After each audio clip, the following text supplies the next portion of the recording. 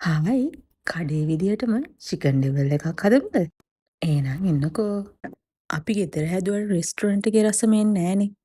අද මම ඔයාලට කියලා දෙන්නම් කොහොමද රෙස්ටොරන්ට් වල චිකන් ඩෙවල් එක හදන්නේ කියලා.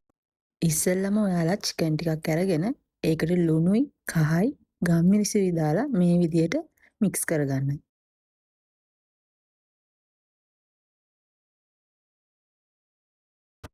ඔයාලා මික්ස් කරගත්ත චිකන් එක ඩීප් ෆ්‍රයි කරගන්නත් පුළුවන්. එහෙම නැත්නම් එයාර් ෆ්‍රයි එකට දාලා ගන්නත් පුළුවන්. ඊළඟට මම මේ ඇඩ් කරන්නේ කෝන්ෆ්ලවර් හැඳි දෙකක් වතුර වලට දිය කරලා චුට්ටක් තියාගන්න.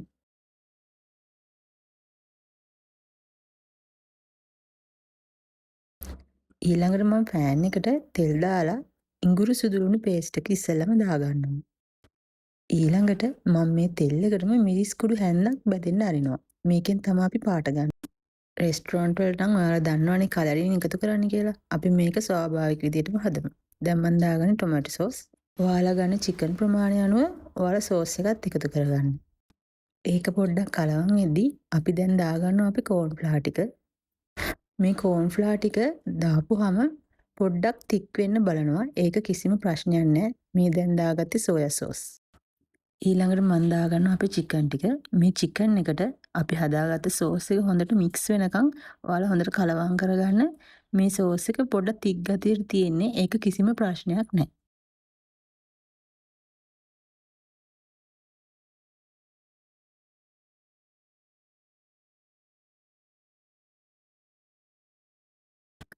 ඊළඟට මම දාගන්නේ තක්කාලි ටික.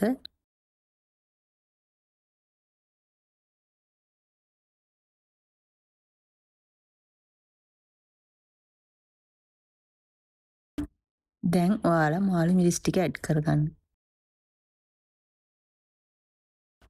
ඊළඟට ලුණු ටික දාගන්න. දැන් කෑලි මිරිස් හැඳි දෙකක් මම මේකට දාගත්තා.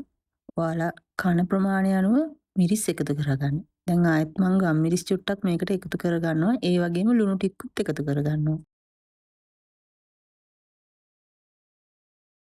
දැන් ඔයාලට පේනව නේද අපේ ඩෙවල් එකේ අර තික් ගතිය ගිහිල්ලා සෝස් එක හොඳට අපේ චිකන් වලට එළවලු වලට මික්ස් වෙලා තියෙන්නේ.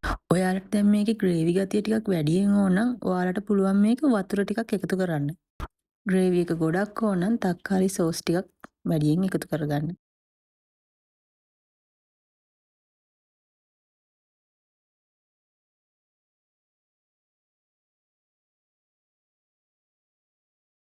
අපි මුලින්ම හදාගත්ත සෝස් එක හොඳට දැන් අපි චිකන් වලටයි අපේ එළවලු ටිකටයි ඇඩ් වෙලා තියෙන්නේ. මේක රෙස්ටොරන්ට් ස්ටයිල් එකටම තියෙනවා මාරම රසයි. ඔයාලා අනිවාර්යෙන් ගෙදර හදන්න. මේකට කිසිම රසකාරකයක් අපි යූස් කරලා නැහැ. ඒ වුණාට මේක මාරම රසයි. අනිවාර්යෙන් හදලා බලන්න. මේ සෝස් එකෙන් තමයි අපි චිකන් ඩිවල් එක මාරම විදිහට රස වෙන්නේ. තික් ග්‍රේවි එකේ ඉන්නේ අපේ කෝන්ෆ්ලවර් වලින් අපිට මේකට පාන් පිටි යූස් කරොත් ඒකේ පොඩි අමුතු රහක් එනවා. ඔයාලා පුළුවන් හැම වෙලේකම කෝන්ෆ්ලවර් ටිකක්ම යූස් කරන්න.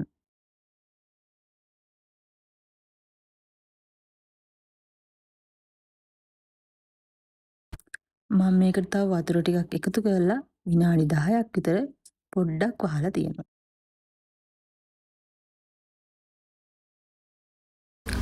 ඔන්න බලන්නකෝ අපේ චිකන් ඩෙවල් එක කොහමද කියලා දැන්. මාරම සුවඳයි, මාරම රසයි. මේ චිකන් වලට හොඳට ග්‍රේවි එක ඇඩ් වෙලා තියෙන්නේ දැන්. පුංචි අයට උනත් බය නැතුව දෙන්න පුළුවන් මේක. එහෙනම් ඔයාලත් අනිවාර්යෙන් හදන්න. ගිහින් එන්න.